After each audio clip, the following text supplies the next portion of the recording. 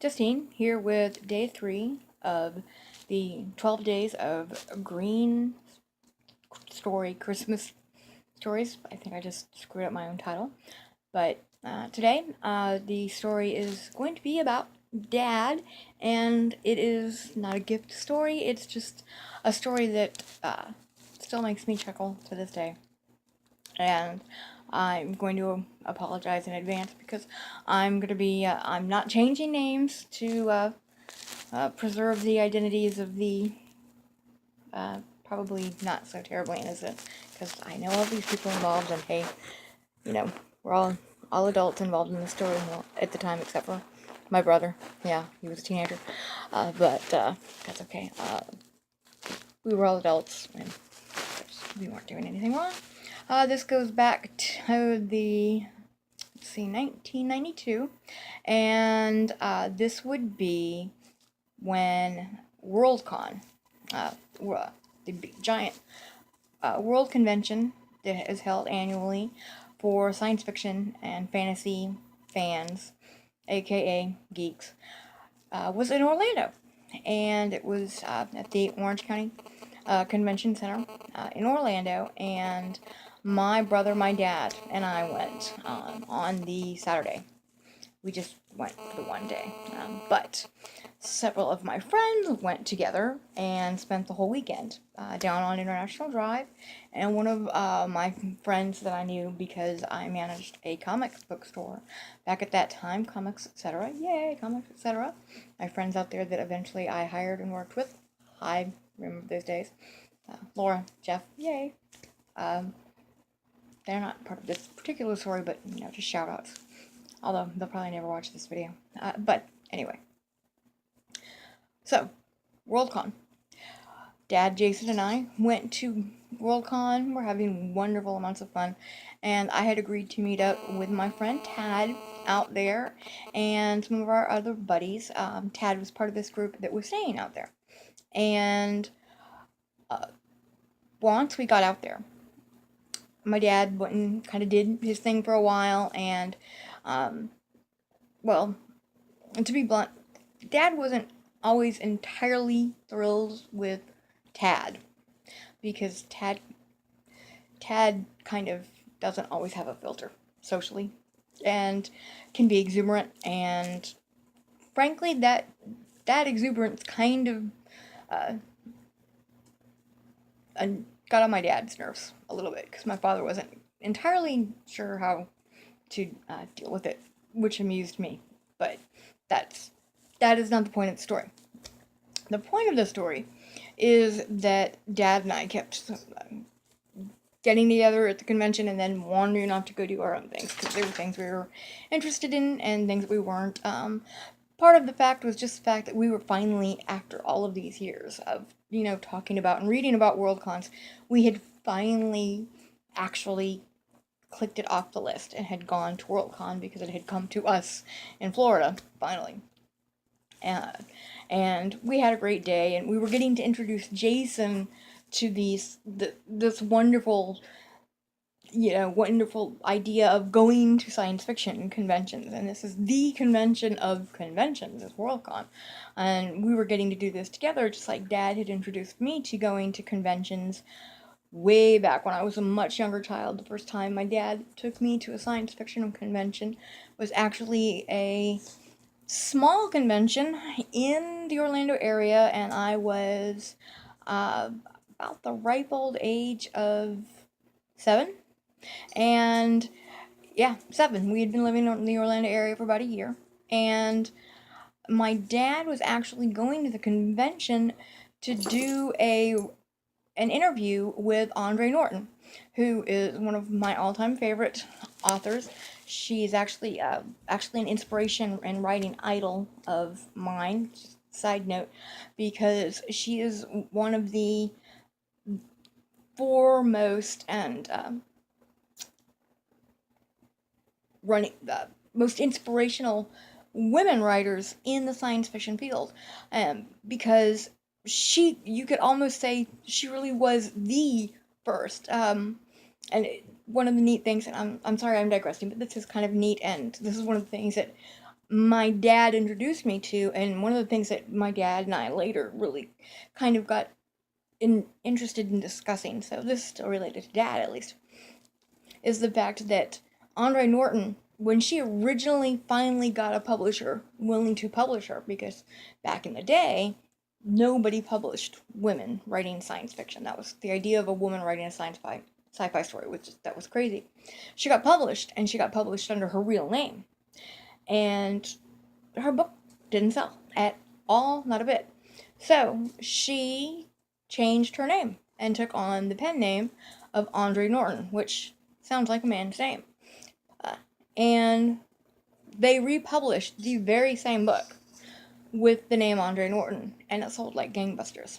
And she became this renowned writer, and for quite a while it was a secret that Andre Norton was indeed this female writer. And it was something of a scandal in the literary world when it came out that Andre Norton was indeed female and not male. But by that time, she was so established in the writing world and in the science fiction writing community that she was lauded instead of harassed out of the community. And she really paved the way for so many other female writers in so many other fields.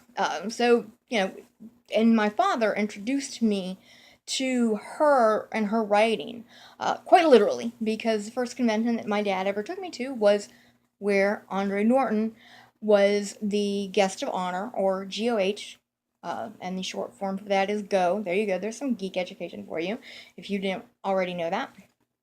And I got to meet Andre Norton when I was 7, and Andre had purple hair. Kind of old lady, pale tinged purple hair, but I was highly impressed at the age of 7 that I was meeting this old lady with purple hair, and my dad let me sit in while he interviewed her, and she even asked me if I had any questions for her. And the first thing I asked her was, how did she get purple hair? And she was very amused by that. And even many, many, many years later, when I was an adult and I was working at Enterprise 1701, where she shopped, she remembered meeting me when I was 7 years old, and remembered that I asked her about her purple hair, and that I had told her that when I was grown up I was going to have purple hair.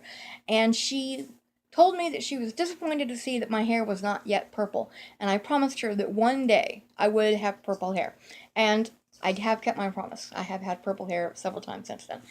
Okay, so still sort of side noted related to Dad, because Dad, Andre Norton, all connected. Anyway, back to Worldcon. So, Dad and I are at Worldcon, and we've run around and we've had fun, and we've seen people that we wanted to see, and Dad got to meet Connie Willis because she was one of the guest of honors that year, and he was thrilled about that. She was one of Dad's favorite writers, and she is quite a good writer as well. And if you haven't read any of her stuff, you should do so. But we'd agreed that at the end of the day, Dad, Jason, and I were going to meet back up at the area, like the central area, that was kind of like one of the food courts. And during the course of the day, Tad had introduced me to his friend Peter. Now, I had never met his friend Peter before. Peter, quite tall. And those of you that know me know that I am quite not.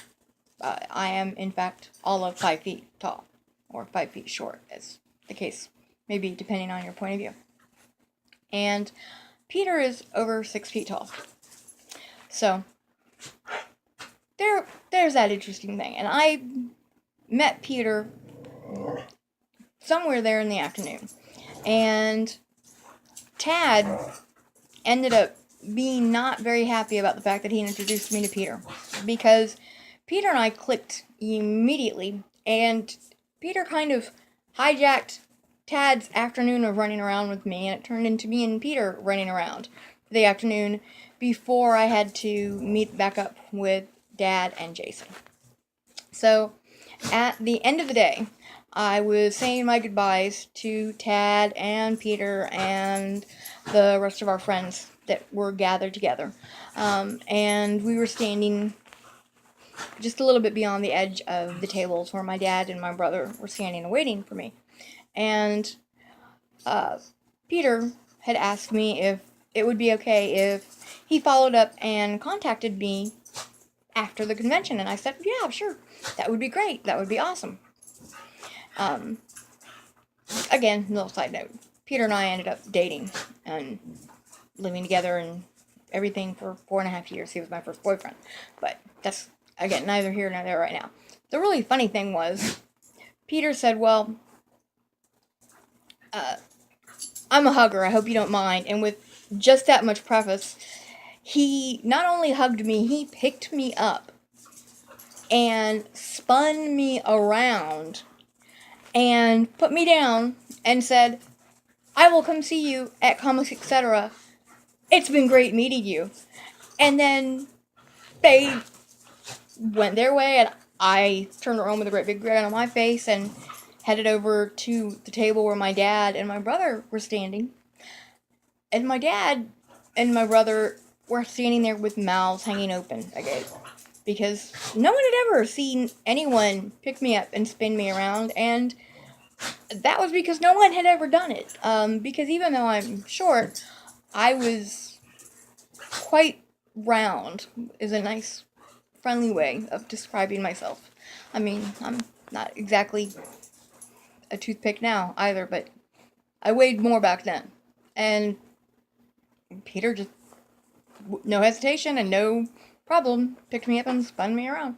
And my dad looks at me, and after he picks his jaw up off of the table, he says, Justine, is there any chance that you know that guy? And I said, well, yeah, sort of. And Dad says, could you elaborate on that for me, please? And my dad was being very, very serious. And I really didn't understand why he seemed so intent on this. And I said, well, I just met him today, Dad, but he seems like a really nice guy, and I had a lot of fun running around this afternoon with him, and I did say that, he could contact me at Comics, etc., and I had no problem with it. My dad heaves out this sigh of relief, and he sinks into the chair at the table, and I was like, what's with the melodrama here, Dad? And he says, oh, thank God, I'm so glad you know him. And I said, well, okay, why? He said, I was so afraid that I was going to have to chase him down and defend your honor for the way he just treated you. And I just knew I was going to get my ass kicked if I tried to beat up somebody that could pick you up and spin you around like that. But you're my daughter, you're my princess. I was going to have to do it, I'm duty bound. So I'm really glad you know that guy. And the entire idea that my father, for the first time in my life, had been concerned he was going to have to go defend my honor just was amazingly amusing and yet endearing at the same time to me. And my brother burst out laughing because apparently he and I were both trying to picture my dad, who was such a gentle person, handled everything with humor and rational thought. The entire idea of him thinking that he was going to go approach this guy that's over 6 feet tall and very much his junior and say, look, I'm here to defend my daughter's honor. Just, it was a humorous, wonderful image, and just at the same time so very much my dad, because it did show that, when push came to shove, my dad was willing to do whatever he felt he needed to for his kids. At the end of the day, even if it scared him silly, which obviously the idea of facing Peter did at the time. Luckily, later on down the road, my dad and Peter ended up becoming friends and really liking each other quite a lot, and we all geeked out with each other several times. So that all worked out in the end, so that was great. But that's the third story of the 12 Days of Greene stories for Christmas. And I'll have another one tomorrow. So until then, bon chance. Have a nice night. Bye, y'all.